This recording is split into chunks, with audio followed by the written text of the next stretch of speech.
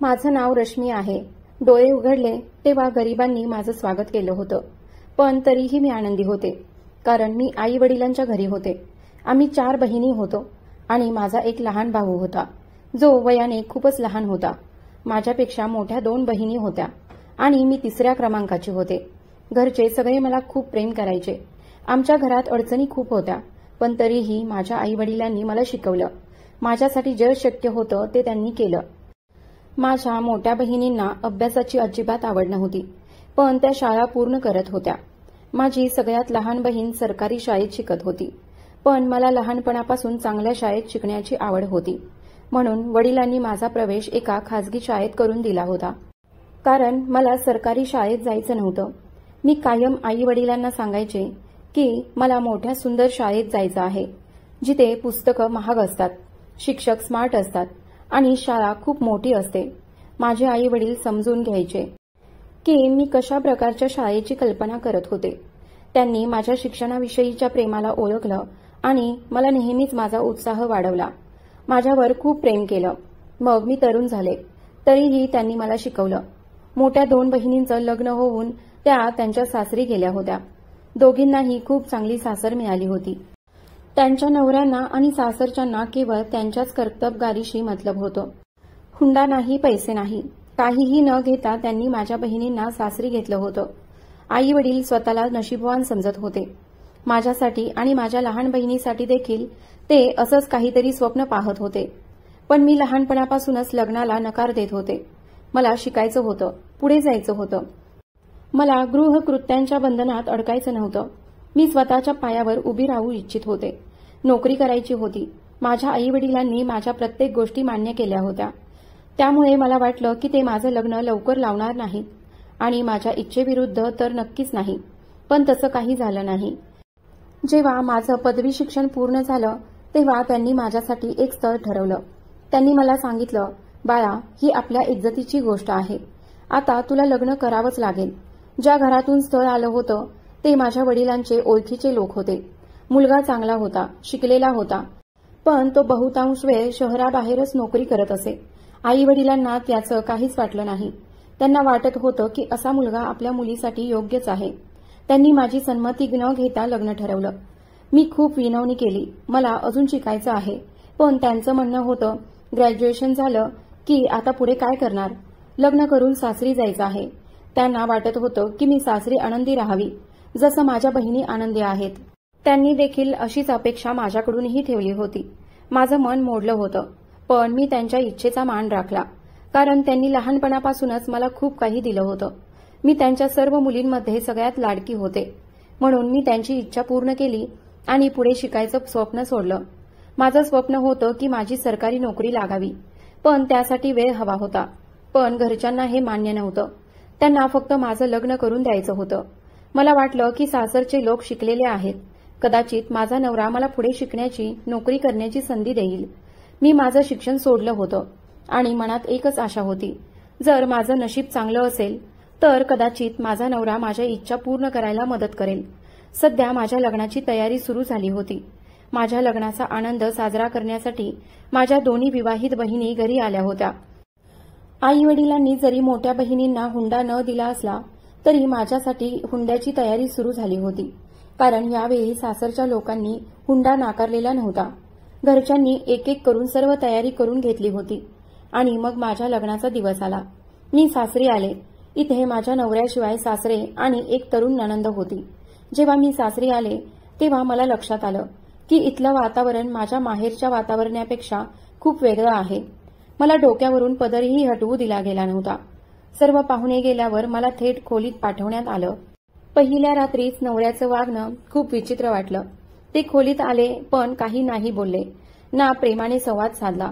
फक्त आपला अधिकार गाजवला आणि दुसऱ्या क्षणी पाठ फिरवून झोपून गेले.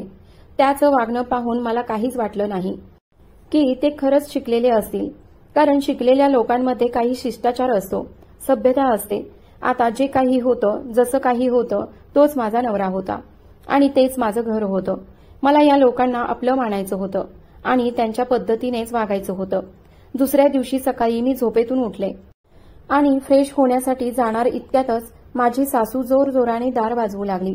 मी दार उघडलं तर त्या ओरडत म्हणाल्या, किती वेळ लावशील उठायला? आता नीट झोप झाली असेल ना? उठ, आज तुझी पहिली स्वयंपाकाची वेळ आहे आणि तुला नाश्ता बनवायचा आहे. त्यांचा आवाज, वागणं सगळंच वेगळं होतं. मला कुठेच वाटलं नाही की मी एक नवविवाहित वधू आहे. असं वाटत होतं जणू मी खूप वर्षांपासून इथेच राहते आणि आज उशीर केला म्हणून सासू रागावली आहे. खूप विचित्र लोक होते. नववधूला थोडीशी आदराची भावना नव्हती. मी काही न बोलता सहन केलं आणि तयार होऊन सरळ स्वयंपाकघरात गेले.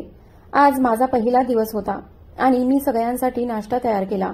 पण एवढं करून देखील कोणी विचारलंही नाही की तू काही खाल्लंस का? माझं तिकडे मन लागत नव्हतं. असं वाटायचं की या घरात माणसं राहत नाहीत. कोणी माणसासारखं वागत नव्हतं. घरात आलेले पाहुणे माझ्या सौंदर्याचं कौतुक करून गेले होते. कदाचित त्यामुळेच सासूने मला आपल्या मुलासाठी निवडलं होतं. पण जसजसे दिवस गेले तसतसं मला लक्षात येऊ लागलं की यांना सुनेची नाही तर एका मोलकरणीची गरज होती. कारण मला इतक्या कामांमध्ये अडकवून टाकलं गेलं होतं की स्वतःसाठी वेळ मिळणं तर दूरच, स्वतःबद्दल विचार करण्याचाही वेळ मिळत नव्हता. मला स्वतःसाठी वेळच मिळत नव्हता. दुसरीकडे माझ्या नवऱ्याचं वागणं मला खूप अस्वस्थ करत होतं. मी विचार केला होता की जरी सगळ्यांकडून प्रेम मिळालं नाही तरी किमान नवऱ्याकडून तरी आपुलकी मिळेल. पण माझा नवरा तर असा माणूस होता की केवळ स्वतःच्या फायद्यासाठीच माझ्याजवळ यायचा. त्याला काही काम असेल तर मला सांगायचा आणि मी ते काम पूर्ण करून द्यायचे. बाकी वेळेस तो घरातून निघून जायचा आणि रात्री उशिरा परत यायचा. त्याचं हे वागणं मला अजिबात पसंत नव्हतं. लग्नाच्या अगदी सुरुवातीच्या दिवसातच तो मला दुर्लक्ष करू लागला होता. मी अनेकदा त्याच्याशी बोलण्याचा प्रयत्न केला. मी त्याला विचारलं, तुमचं माझ्याशी असं वागणं, मला वाटतंय की तुमच्यावर जबरदस्तीने हे लग्न लावून दिलं आहे किंवा तुम्हाला मी आवडत नाही. जसं काही आहे मला सांगा ना. तो तेव्हा म्हणाला, नाही, हे लग्न माझ्या इच्छेनेच झालं आहे. माझ्या घरच्यांनी माझ्यावर कुठलीही जबरदस्ती केली नाही आणि मी तुला पसंत केलं म्हणूनच तुझ्याशी लग्न केलं. मी म्हणाले, तर मग तुम्ही माझ्याशी नॉर्मल नवऱ्यासारखं का राहत नाहीत, जसं इतर नवरे आपल्या बायकोशी प्रेमाने जिव्हाळ्याने वागतात? त्यावर तो म्हणाला, पहा, तू माझ्याकडून अशी अपेक्षा ठेवू नकोस की मी तुझ्या मागे मागे फिरेन, तुझ्या प्रत्येक इच्छा पूर्ण करेन, तुझे नखरे सहन करेन. मी त्या मुलांपैकी नाही. मला माझ्या कामाशी मतलब आहे.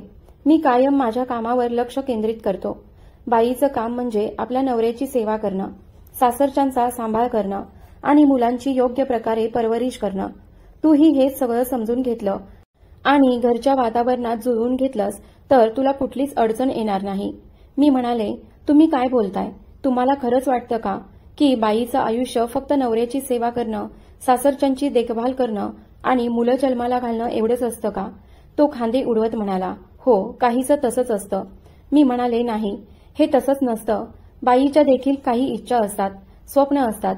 जेव्हा ती सासरी येते तेव्हा तिच्या डोळ्यात खूप स्वप्न असतात.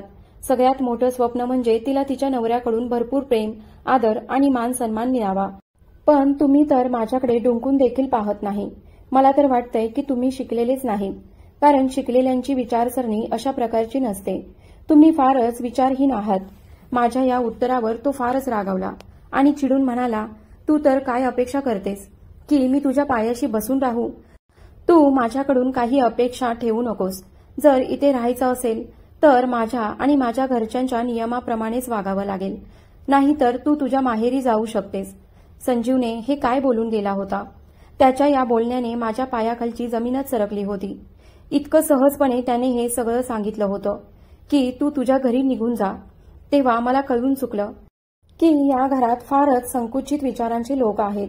माझ्या आईवडिलांना वाटलं होतं की मी इथे माझ्या बहिणीसारखी सुखी राहीन, पण इथे तर काहीच तसं नव्हतं. इथे तर माझी सासू सतत मला हुंड्यावरून ताणे मारायची. माझा नवरा मात्र दिवसभर पैसा कमवण्यासाठी बाहेर जायचा. या घरात कोणालाही माझ्या आनंदाची, माझ्या भावनांची पर्वा नव्हती. खरं तर माझ्या नवऱ्याने कधीच माझ्यावर कुठलं बंधन घातलं नव्हतं. पण जेव्हा जेव्हा मला बाहेर जायचं असे, काही करायचं असे, तेव्हा आधी घरातले सगळे काम पूर्ण करूनच जायला लागायचं. या घरात कोणीही माझी फारशी कदर करत नव्हतं. दिवसभर मी घरातली कामं करतच राहायचे. एकदा मी माहेरी गेले आणि तिथे माझ्याकडून विचारलं गेलं की तुझ्या सासरी सुखी आहेस ना? तेव्हा मी खरी गोष्ट सांगून टाकली. मी सांगितलं, तुम्हाला वाटत होतं की माझ्या दोन्ही बहिणी सासरी सुखी आहेत म्हणून मीही तशीच सुखी असेन. पण जसं हाताची बोटे समान नसतात तसंच सगळ्याच मुलींचं नशीब सुद्धा सारखं नसतं. मी सासरी जे काही भोगलं होतं ते सगळं मी आई वडिलांना सांगितलं. माझे आई वडील हे ऐकून फारच सुन्न झाले. त्यांनी सांगितलं की ते माझ्या सासरच्या लोकांशी जाऊन बोलतील. पण मी त्यांना थांबवलं. मी म्हणाले, आता तुम्हाला काही करायची गरज नाही. तुम्ही माझं लग्न हे विचार करून केलं होतं की मी सासरी जाऊन आनंदी राहीन, जुळवून घेईन. तर मी आता तिथे राहून आनंदी राहण्याचा आणि समजुतीने जगण्याचा प्रयत्न करत आहे. माझ्या या बोलण्याने माझ्या आई वडिलांना खूप वाईट वाटलं. त्यांना दुःख झालं की त्यांची मुलगी तिच्या सासरी खरं तर सुखी नाही. हळूहळू माझ्या लग्नाला 2 महिने झाले. माझा नवरा बहुतेक वेळ कामासाठी शहराबाहेर असायचा. आतापर्यंत त्याला बाहेर जावं लागत नव्हतं, पण आता त्याला लखनौला कामासाठी जावं लागणार होतं. मी सासरी काही विशेष आनंदात नव्हते आणि त्याचा स्वभाव आणि त्यांचं माझ्याबद्दलचं वागणं मला आणखी अस्वस्थ करत होतं. तो माझ्यासोबत असूनही खरं तर नव्हताच. तो म्हणाला, मी 2-3 दिवस लखनौला जातोय, तू माझ्या घरच्यांची काळजी घे. त्याला कायम त्याच्या आईवडिलांची काळजी असायची. त्याने सामानाची बांधाबांध केली आणि तो घरातून निघायला लागला. पण एकदाही तो वळून माझ्याकडे पाहिला नाही. आईवडिलांचे आशीर्वाद घेतले, बहिणीच्या डोक्यावर हात ठेवला आणि तिथून निघून गेला. मी पाहिलं होतं की तो काही ना काही कामात बिझी असायचा. म्हणायचा, माझं लक्ष कायम कामातच असतं. तो एका छोट्याशा कंपनीत नोकरी करत होता.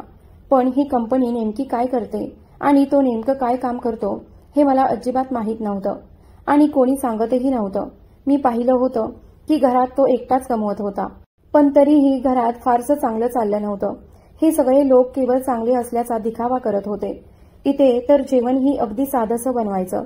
राशन संपलं तर काही दिवस भरतही नसे. पण सगळ्यात वाईट वागणूक मला दिली जायची. माझ्या माहेरचे कपडे, दागिने हे सगळं माझी नणंद सोनिया परत परत वापरून पाहायची. तिची ही सवय मला अजिबात आवडत नसे. एक दिवस मी ही गोष्ट माझ्या सासूला जाऊन सांगितली. माझ्या अनुपस्थितीत आणि माझ्या परवानगीशिवाय तुमची मुलगी सोनिया माझ्या खोलीत जाते आणि माझ्या सामानाशी छेडछाड करते, माझे कपडे घालते. मला हे सगळं माझं बोलणं ऐकून माझ्या सासूला खूप राग आला. ती मोठ्यानेच ओरडली. ती माझ्याजवळ आली आणि मला ढकलायला लागली. म्हणाली, तुझी हिंमत कशी झाली माझ्या मुलीवर आरोप करायची? या घरात जे काही आहे ते सगळं माझ्या मुलाच्या कमाईचं आहे. माझा मुलगा म्हणजेच तुझा नवरा आणि त्याचा बहिणीवर म्हणजेच सोनियावर तुझ्याहूनही जास्त हक्क आहे.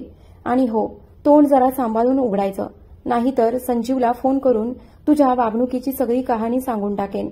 तुला तर माहीतच आहे की संजीवने तुला स्पष्ट सांगितलं आहे की इथे राहायचं म्हणजे शांत राहायचं आणि आम्ही जे सांगू तेच करायचं. लक्षात ठेव, जास्त चवाळक्या करण्याचा प्रयत्न करू नकोस. आम्ही तुला काय कमी आहोत? हो, ते तिनं अगदी बरोबर म्हटलं होतं. तरीही मी माझं लग्न टिकवण्यासाठी हे सगळं सहन करत होते. मला आशा होती की एक दिवस तरी माझा नवरा माझ्यावर प्रेम करायला लागेल. पण जर तो परत आला असता तर हे सगळं घडलंच असतं का? संजीव म्हणाला होता की तो 3 दिवस लखनौला जातोय, पण आता तर 15 दिवस उलटून गेले होते आणि तो अजूनही परत आला नव्हता. इतकंच नाही तर तो मला फोनवरही बोलत नव्हता. माझ्या सासूने माझ्या मनावर संपूर्ण बंधनं घातली होती. माझ्या माहेरहून कोणी भेटायला आलं तरी ती त्यांना सांगायची की तुमची मुलगी इथे खूप खुश आहे, तिला आता तुमची गरजच नाही. माझ्या सासऱ्यांनी तर माझ्या वडिलांना इतकं व्यवस्थित समजावलं होतं की त्यांना खरंच वाटायला लागलं की आता सगळं ठीक आहे आणि मी इथे सुखात आहे. पण खरी परिस्थिती काही वेगळीच होती. संजीव गेल्यावर मला नीट जेवायला सुद्धा मिळत नव्हतं. घरातली सगळी कामं माझ्याकडूनच करून घेतली जायची. ज्या खोलीत मी नवऱ्यासोबत राहायचे ती खोली देखील माझ्याकडून रिकामी करून घेतली होती. माझ्या सासूने माझं सगळं सामान स्टोअर रूममध्ये फेकून दिलं आणि म्हणाली, तुझ्याकडून काही खास नव्हतं आलं, कपडे तुझ्याकडेच ठेव. स्टोअर इतका छोटा होता की तिथे माझा श्वास घुटमळायचा. मी माझ्या नशिबाला दोष द्यायचे. काय विचार करून माझ्या घरच्यांनी माझं लग्न केलं आणि मी इथे काय भोगते आहे? मला शिकायचं होतं, पुढे जायचं होतं, पण इथे आल्यावर माझं आयुष्यच थांबून गेलं. माझ्या सासऱ्यांनी माझ्या नंदेचं लग्न तिच्या बॉयफ्रेंडशी ठरवलं आणि लगेच त्यांचं लग्न लावून दिलं. इथल्या लोकांसाठी हे सगळं अगदी सामान्य होतं. लग्नानंतर नंदेचा नवरा माझा नंदोई आमच्याच घरी राहायला आला. ही गोष्ट मला अजिबात आवडली नाही, पण इथे मी काही बोलू शकत नव्हते. माझा आवाज दाबला जायचा. माझी किंमत इथे फक्त एक काम करणाऱ्या मोलकरणीची होती. गप्प राहायचं आणि सगळं करत राहायचं. जी खोली एकेकाळी माझी आणि माझ्या नवऱ्याची होती तिथे आता ननंद आणि नंदोई राहत होते. मला दिसलं होतं की नंदोईची नजर माझ्यावर साफ नव्हती. तो रात्री उशिरा घरी यायचा, तोंडात दारूचा वास. जेव्हा कधी दार वाजायचं मीच उघडायचे. एका रात्री तो नशेत आला आणि मला फार विचित्र नजरेने पाहायला लागला. एका झटक्यात त्याने माझा दुपट्टा ओढून खाली फेकला आणि माझ्यावर झेप घेतली. मला खूप राग आला. मी खूप कष्टाने त्याच्या तावडीतून सुटून खोलीत पळाले आणि रडायला लागले. विचार करायला लागले, अजून किती सहन करावं लागणार. 1 महिना झाला होता, पण संजीवचा अजिबात काही पत्ता नव्हता. तो त्याच्या घरच्यांशी फोनवर बोलायचा, पण माझ्याशी एकदाही नाही. मी अनेकदा सासूला विनंती केली की मला संजीवशी बोलायचं आहे, पण तिने कधीही माझं फोनवर बोलणं घडवून दिलं नाही. उलट तिने संजीवला सांगितलं की तुझी बायको तर तुझ्याशी बोलायचीच नाही. आम्ही तिला कितीही सांगतो, पण तिला तुझ्यात अजिबात रस नाही. कोण जाणे अशा चक्रात पडलीये. बहाणे करून छतावर जाते, खिडकीत उभी राहते आणि आसपासच्या मुलांकडे पाहते. हे शब्द ऐकून तर माझ्या पायाखालची जमीनच सरकली. ती माझ्या नवऱ्यापर्यंत चुकीची माहिती पोहोचवत होती, जी मी करतही नव्हते. माझ्या नंदेचा नवरा मानव सतत मला त्रास द्यायचा. मी घरात काहीही काम करत असे तरी तो माझ्या आजूबाजूला फिरायचा. त्याच्या नजरा मला स्पष्ट जाणवायच्या. कधी तो माझा हात पकडायचा आणि म्हणायचा, तू खूपच सुंदर आहेस. जो माझ्या तुझ्यात आहे तो सोनियामध्ये नाही. एकदा तरी तुझ्या सौंदर्याचा आनंद घ्यायचा आहे, असं म्हणत होता. मी घाबरून गेले होते. त्याने माझा हात जोरात पकडला. मी ओरडण्याचा खूप प्रयत्न केला. इतक्यात सोनिया तिथे आली. मानवने माझा हात सोडला. सोनिया म्हणाली, इथे काय करत आहेस? तो म्हणाला, काही नाही. तुझ्या वहिनीला विचारत होतो की माझा मेहमणा कधी येणार आहे. लग्न झाल्यापासून त्यांना पाहिलंच नाही. सोनिया हसून म्हणाली, इतकं भावाशी भेटावं वाटतं तर लखनौलाच जाऊन ये. ते आता इथे येतील असं वाटत नाही. ती माझ्याकडे पाहत होती आणि म्हणाली, तू माझ्या भावाचं मन जिंकू शकली नाहीस. पहा, 3 दिवस म्हणत गेला होता, आता 2 महिने झाले, अजून परतलाच नाही. काय बायको आहेस तू? मी म्हणाले, मी या घरातल्या प्रत्येकाला खुश ठेवण्याचा खूप प्रयत्न करते, पण इथे कोणालाच मी आवडत नव्हते, अगदी तुझा भाऊ सुद्धा नाही. सोनिया हसत हसत तिथून निघून गेली, पण तिचा नवरा तिथेच थांबला. त्याने माझा हात पकडला आणि म्हणाला, अगं, मी आहे ना तुला खुश करण्यासाठी. तुला काळजी करण्याची काहीच गरज नाही. माझं ऐक, मी तुला आयुष्यभर आनंदात ठेवेन. त्याच्या बोलण्यात एक घाणेरडा अर्थ दडलेला होता. तो कायमच माझ्यावर वाईट नजर ठेवायचा आणि आता देखील त्याचे हेतू चांगले नव्हते. मी त्याला जोरदार एक थप्पड लगावली आणि म्हटलं, पुढच्या वेळी मला हात लावण्याचा प्रयत्न सुद्धा करू नकोस. हे फक्त एक थप्पड नव्हतं, त्याच्या अहंकाराला चांगलीच ठेच पोचली होती. मी निघून जाणार इतक्यात त्याने मागून म्हटलं, थांब, आज तू जे काही केलं त्याचा बदला मी लवकरच घेईन. मी काहीच बोलले नाही आणि तिथून वळून माझ्या खोलीत परतले आणि रडू लागले. जेव्हापासून तो माणूस या घरात राहायला आला होता तेव्हापासून मला माझ्या आयुष्याची काळजी सतावत होती. मी सतत स्वतःचं रक्षण करण्यात गुंतले होते. मला भीती वाटायची की तो कधी कोणत्या क्षणी आपला सूड घेईल. त्या रात्री मी खोल झोपले होते. अचानक स्टोअर रूमचा दरवाजा जोरजोरात वाजू लागला. मी समजले की सासूच असतील, काही कामासाठी आल्या असतील. मी कुरकुरत उठले की या घरात मला रात्री देखील शांत झोपायला मिळत नाही आणि मी एकदम दरवाजा उघडला. तेव्हा मी हादरून गेले. दरवाजासमोर मानव उभा होता. मी दरवाजा परत बंद करायला गेले तेव्हाच त्याने दोन्ही हातांनी दरवाजा पकडून रोखला आणि म्हणाला, अगं, काय करतेस? मी तुझ्याशी सहानुभूती ठेवतोय. तुझा नवरा तर निघून गेला, त्याला तुझी पर्वा देखील नाही, पण मला आहे. तुझं सौंदर्य माझ्या मनाला भावतंय. एकदा मला खुश कर, मग तुला काहीच उणीव भासणार नाही. या घरात माझं खूप चालतं. मी तुझी प्रत्येक गोष्ट लक्षात घेईन. मी त्याला आठवण करून दिली की सकाळीच मी त्याला थप्पड मारली होती आणि त्या माराचा ओरखडा अजून त्याच्या चेहऱ्यावर होता. मग काय, दुसऱ्या गालावरही थप्पड खायला आलास काय? तो म्हणाला, अगं, नीट विचार कर. माझं ऐकलंस तर बरं, नाहीतर जबरदस्ती करेन. हे ऐकून माझे डोळे फाटले, कारण त्याच्या तोंडून हे खरं वाटत होतं. तो सहजच माझ्यावर जबरदस्ती करू शकतो आणि मी स्वतःला वाचवणार तरी कशी? मी त्याच्या समोर हात जोडले आणि विनवणी केली, प्लीज इथून निघून जा. तो म्हणाला, जर तू माझं ऐकलंस तर बरं, नाहीतर तुझा अंजाम फारच वाईट होईल. आता जातो, पण पुन्हा येईन, असं म्हणत तो निघून गेला. मी लगेच स्टोअर रूमचा दरवाजा आतून घट्ट बंद केला आणि पुन्हा बिछाण्यावर पडून रडू लागले. मनात आलं, संजीव, तुला खरंच माझी आठवण येत नाही का? तू मला इतकं सहज का विसरलास? तो माझ्याशी जरा सुद्धा चांगला वागला नव्हता. आता तर दररोज रात्री माझी इज्जत वाचवण्याचा संघर्ष सुरू असायचा. मी खूप त्रासले होते मानवच्या वागण्याने. एक दिवस मी सोनियाला गप्पपणे तिच्या नवऱ्याबद्दल काही सांगायचं ठरवलं, कारण आता माझ्या रात्री झोपण्याऐवजी फक्त इज्जत वाचवण्याच्या धास्तीने जायच्या.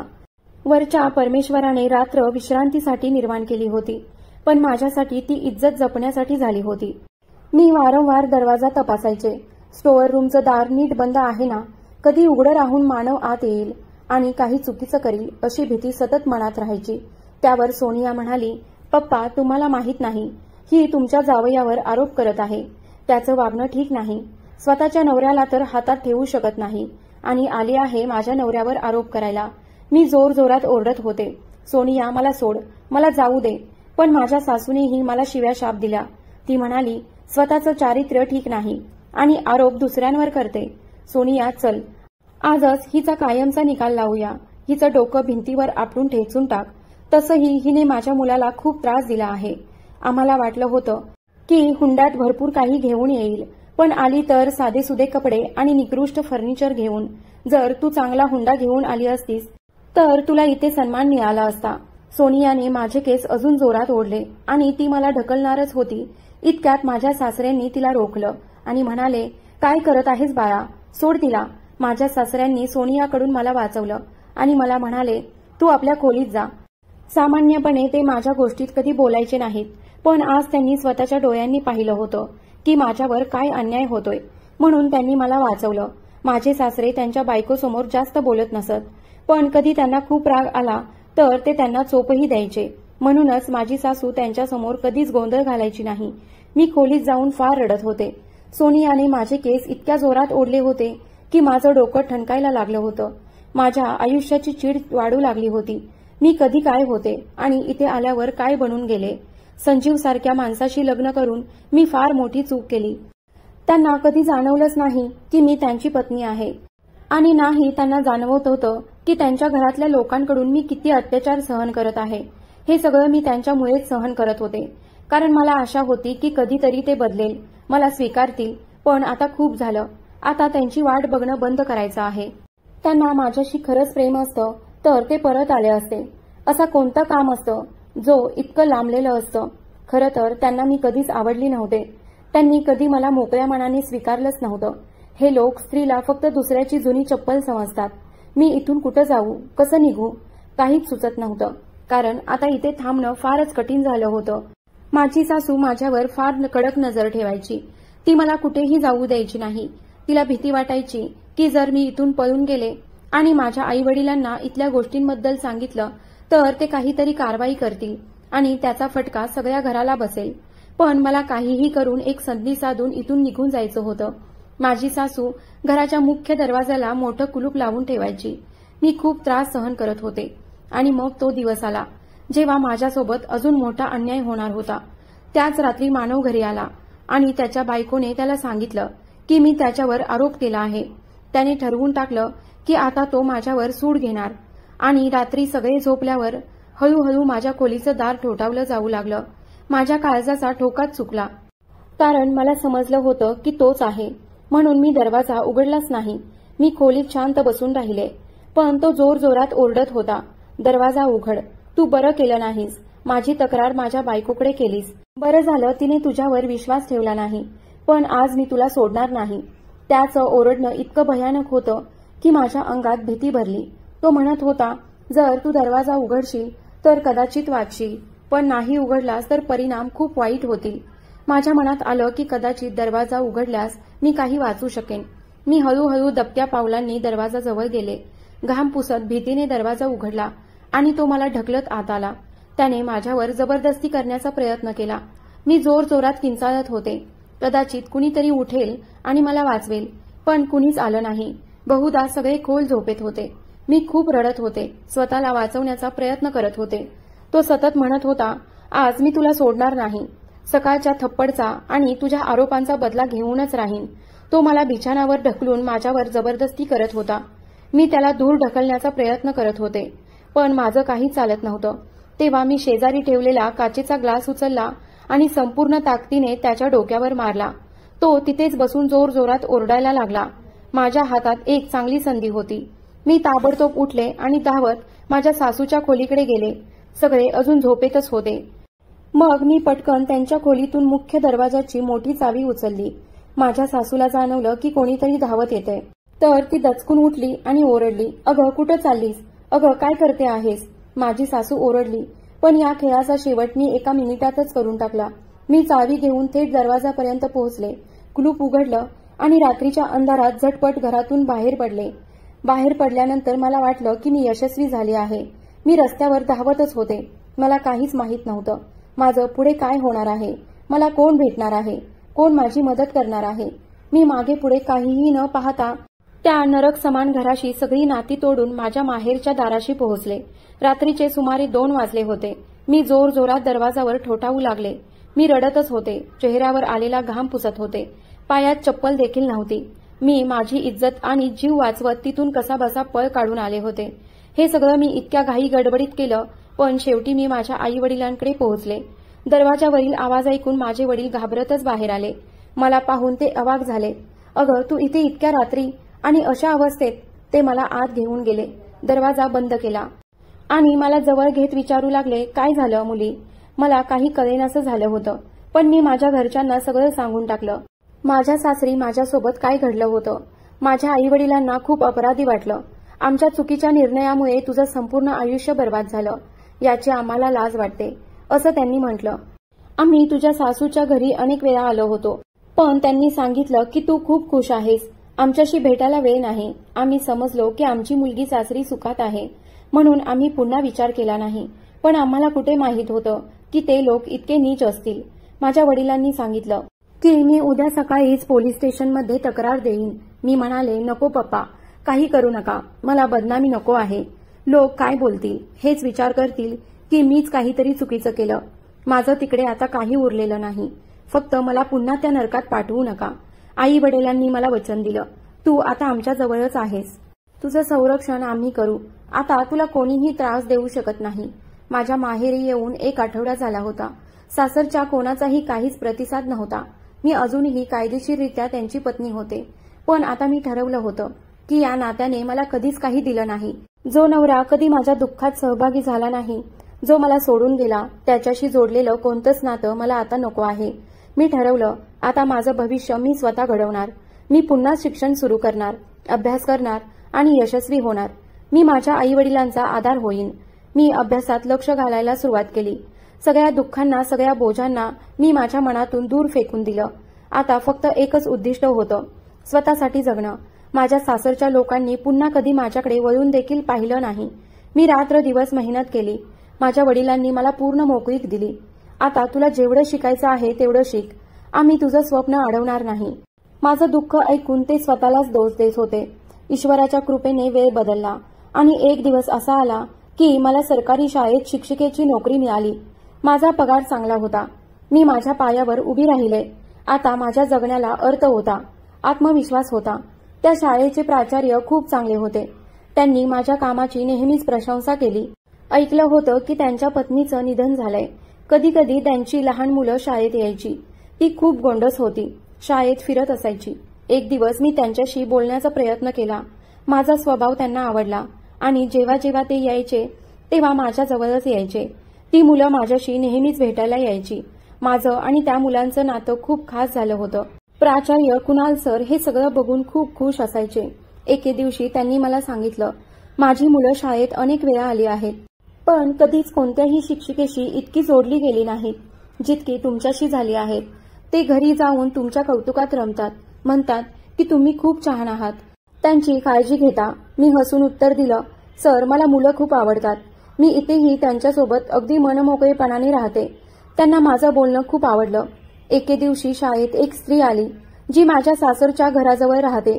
तिने मला शाळेत पाहिलं आणि थक्क झाली. ती म्हणाली, "तू संजीवची बायको ना?" मी शांतपणे उत्तर दिलं, "नाही, मी त्या व्यक्तीला ओळखत नाही. माझा त्याच्याशी काहीही संबंध नाही." त्यावर तिने सांगितलं, "मला माहीत आहे, संजीवने तुझ्यासोबत खूप वाईट वागणूक दिली आहे. काही दिवसांपूर्वीच तुमच्या सासरी खूप मोठा गोंधळ झाला होता, ज्यामुळे सगळी गोष्ट एरियात उघड झाली." मी दचकून विचारलं, "काय म्हणताय? कसला गोंधळ? काय झालं होतं?" ती म्हणाली, "त्या नंदेच्या नवऱ्याला पोलिसांनी अटक केली. तो कॉलेज बाहेर मुलींना त्रास द्यायचा. त्याच्या वागणुकीमुळे तुझ्या सासरच्या लोकांनी स्वतःच त्याच्या बहिणीला घटस्फोट दिला पोलिसांसमोर त्यांनी कबूल केलं की तो तुझ्यावरही वाईट नजर ठेवायचा. थोड्या वेळाने तुझा नवरा संजीव परत आला. तो खरोखरच नोकरीसाठी बाहेर गेला नव्हता. आमच्या एरियात बोललं जातं की त्याने लखनौला जाऊन दुसरं लग्न केलं होतं आणि तिथे त्याच्या दुसऱ्या बायकोबरोबर तो राहत होता. पण ती बायको खूप हुशार निघाली. ती त्याच्याबरोबर काम करत होती आणि त्याची सिनियर होती. संजीवने पैशाच्या आणि सोयीच्या लालचे पोटी तिच्याशी लग्न केलं. पण जेव्हा तिला कळालं की तो आधीपासूनच लग्न केलेला आहे, तिने त्याच्यावर केस दाखल केली. संजीवने तिच्याशी घटस्फोट घेऊन तिला सोडलं आणि परत आला. त्यानंतर त्याला तुझ्यासोबत घडलेल्या सर्व गोष्टींचा पत्ता लागला. तो खूप लाजिरवाणा वाटू लागला आणि त्याला स्वतःच्या चुकीची जाणीव झाली आहे. ती बाई हे सगळं सांगत होती आणि मी डोकं हलवत फक्त एवढंच बोलले, ठीक आहे, मला याबद्दल काही बोलायचं नाही. ती स्त्री आपल्या मुलाची फी भरायला आली होती. ती तिथून निघून गेल्यावर मी पाहिलं की प्राचार्य कुणाल सरही तिथे उभे होते आणि त्यांनी ती स्त्री आणि माझ्या संवादाचं सगळं काही ऐकलं होतं. प्राचार्य कुणाल यांनी सगळी माझी कहाणी ऐकली होती. सगळं समजल्यावर त्यांनी मला म्हटलं, मला तर वाटायचं की तू अजून लग्न केलं नाहीस, पण आज लक्षात आलं की तुझ्या आयुष्यात तर एक खूपच वेदनादायक गोष्ट घडली आहे. मी त्यांना काहीच उत्तर दिलं नाही आणि मी घरी परत गेले. 2-3 दिवस गेले आणि एक दिवस दारावर टकटक झाली. मी दरवाजा उघडायला गेले तर समोर संजीव उभा होता. त्याला पाहून मला रागाने अंधारच भरून आला. तो माझ्यासमोर हात जोडून उभा राहिला होता आणि म्हणू लागला, मला माफ कर. मला माहीत आहे की माझ्या घरच्यांनी तुझ्यावर खूप अन्याय केला, पण मला काहीच माहीत नव्हतं. मी माझ्या कामात इतका बिझी होतो की तुझी विचारपूस घेऊ शकलो नाही. त्याचं बोलणं ऐकून आणि चेहरा पाहून मला प्रचंड राग आला. मी थेट त्याच्या गालावर एक जोरदार चापट मारली. तो गाल धरून उभा राहिला. मी म्हटलं, एवढ्या वर्षांनी तुला आता माझी आठवण आली तर? जेव्हा मी तुझ्या घरात होते तेव्हा कुठे होतास तू? तुझ्या घरच्यांनी माझी इज्जत उडवली आणि तू गप्प होतास. तुला माहितीये का, प्रत्येक रात्री मी माझी इज्जत वाचवण्यासाठी झगडले, प्रत्येक जखम सहन केली, फक्त या आशेवर की कधीतरी तू माझा स्वीकार करशील. आणि आता तू म्हणतोस मला माफ कर. माझ्या कमाईचं कळल्यावर तुला माझी आठवण आली. तू दुसरं लग्न केलं होतंस ना त्या नोकरी करणाऱ्या मुलीशी, तेव्हा तुला माझी आठवण आली नव्हती, आता आली. आता काहीही ठीक होणार नाही. मला तुझ्याशी घटस्फोट हवा आहे.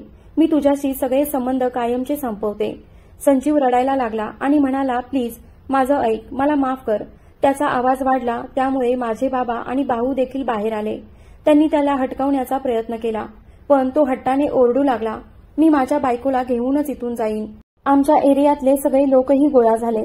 सगळ्यांनी मिळून पोलिसांना बोलावलं. पोलीस आले आणि त्याला ताब्यात घेतलं. मी पोलिसांना संपूर्ण घटनेची माहिती दिली.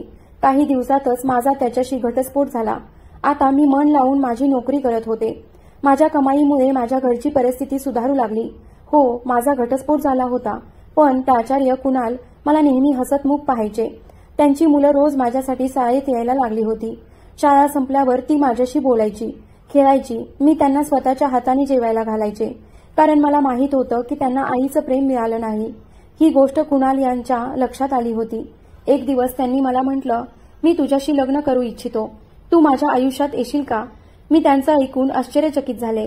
मी त्यांना स्पष्ट नकार दिला आणि विचारलं, तुम्हाला असा विचार कसा काय आला? त्यांनी सांगितलं, हा विचार माझा नाही तर माझ्या मुलांचा आहे. माझ्या पत्नीच्या मृत्यूनंतर सगळ्यांनी सांगितलं की पुन्हा लग्न कर, पण मी कधीच माझ्या मुलांच्या खातीर दुसरं लग्न केलं नाही. माझ्या मनात भीती होती की नवीन बायको मुलांशी कसं वागेल. पण जेव्हा मी तुला पाहिलं कसं तू माझ्या मुलांवर प्रेम करतेस, त्यांना जशी आईसारखी काळजी देतेस, तेव्हा मला जाणवलं तूच योग्य आहेस. तुझी कहाणीही माझ्यासारखीच आहे. फक्त एकदा माझ्यावर विश्वास ठेव. मी काहीच उत्तर दिलं नाही आणि तिथून निघून गेले. त्यामुळे काही दिवस मी शाळेतही गेले नाही. मग एक दिवस कुणाल सरांची मुलंच आमच्याकडे आली. कदाचित त्यांना समजलं होतं की त्यांच्या वडिलांनी आपल्या आनंदासाठी माझ्यासमोर लग्नाचा प्रस्ताव ठेवला आहे. मुलं म्हणाली, आम्ही तुमच्याकडून आमच्या पप्पांच्या वतीने माफी मागतो, पण आम्हालाही वाटतं की तुम्ही आमच्या पप्पांशी लग्न करावं. दोघंही हे आमच्याकडे बोलत होते. माझ्या आई वडिलांनी हे ऐकलं आणि मला समजावलं. ते म्हणाले, आम्ही यावेळी तुझ्यावर कोणताही दबाव टाकणार नाही, पण प्राचार्य साहेब चांगले आहेत तर तू त्यांना स्वीकारू शकतेस. माझ्या मनात गोंधळ होता. कुणाल सर खरोखर चांगले होते. त्यांची निरागस मुलं माझ्या उत्तराची वाट पाहत होती. त्यांनी विचारलं, आमच्या पप्पांमध्ये अशी कोणती कमतरता आहे की तुम्ही त्यांना उत्तर दिलंच नाही? खूप विचार करून शेवटी मी हळूच उत्तर दिलं, तुमच्या पप्पांमध्ये काहीच कमी नाही. मी तयार आहे त्यांच्याशी लग्नासाठी. हे ऐकून ती मुलं आनंदाने उड्या मारायला लागली. नंतर माझं आणि प्राचार्य कुणाल यांचं लग्न झालं. मी त्यांच्या घरी वधूप्रमाणे गेले. त्यांच्या मुलांना मी मनापासून प्रेम दिलं आणि त्यांना पुन्हा आईचं प्रेम मिळालं आणि माझं घर पुन्हा एकदा सुखाने भरून गेलं. मित्रांनो, ही आमची कहाणी तुम्हाला कशी वाटली? आवडली असेल तर लाईक करा, चॅनलवर नवीन असाल तर सबस्क्राईब करा आणि पुढील गोष्टी लवकर मिळाव्यात म्हणून बेल आयकॉनला दाबायला विसरू नका. धन्यवाद.